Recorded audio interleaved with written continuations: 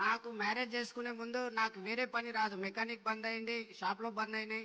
కాబట్టి ఏదైనా పని చేయాలని చెప్పేసి ఆ న్యూస్ పేపర్ వేస్తుంటే కాబట్టి ఆ న్యూస్ పేపర్ వేసినప్పుడు ఆ క్లాసిఫైడ్లో డ్రైవర్ కావాలని డ్రైవర్ కావాలని డ్రైవర్ కావాలని ఉంటుండే. ఈ డ్రైవరింగ్ నేర్చుకుంటే జీవితం బాగుంటుంది అని చెప్పేసి డ్రైవరింగ్ నేర్చుకున్నా. ఆ డ్రైవింగ్ నేర్చుకోనికే మా నాన్నని పైసలు అడిగితే ఏమన్నాడంటే, నా తను ₹1 లేవు, నువ్వు కష్టపడి సంపాదించి లైసెన్స్ తీసుకో అన్నాడు. ఆ లైసెన్స్ తీసుకో అంటే అండి, ఈ సిచ్యువేషన్ ఎట్లా ఉంది, నాకు 17 సంవత్సరాలు, నాకు వేరే పని రాదు కాబట్టి అక్కడ అడ్డం మీదకి వెళ్ళాను అమ్మాలి పనికి. 50 కిలోల సంచి ఇక్కడ మెడల మీద వేస్తే ఇక్కడ నుంచి ఇక్కడ పడిపోయింది సంచి, నేను బోర్లో పడ్డా. చాతేడైతే నాకు 16, 17 సంవత్సరాలు 50 కిలోల సంచి ఏడ మోస్తాం. వాళ్ళ ఇంటికి పంపించేసాను, పోతుంటే పో అని చెప్పి. మళ్ళీ నెక్స్ట్ డే పోతే అశోక్ బజార్లో జాడు కట్టలు నిన్న క్లీన్ చేసినాం కదా, ఆ జాడు కట్టలు అన్లోడింగ్ చేయమన్నారు.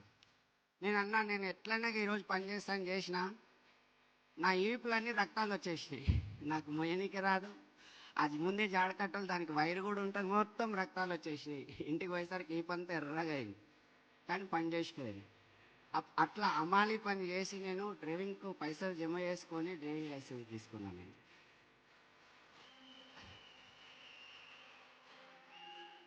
ఆ అమ్మాలి పని చేస్తూ చేస్తూ ఎంత పర్ఫెక్ట్ అయిపోయినా అంటే అమ్మాలి పనిలో నేనే నెంబర్ 1 అయిపోయాను.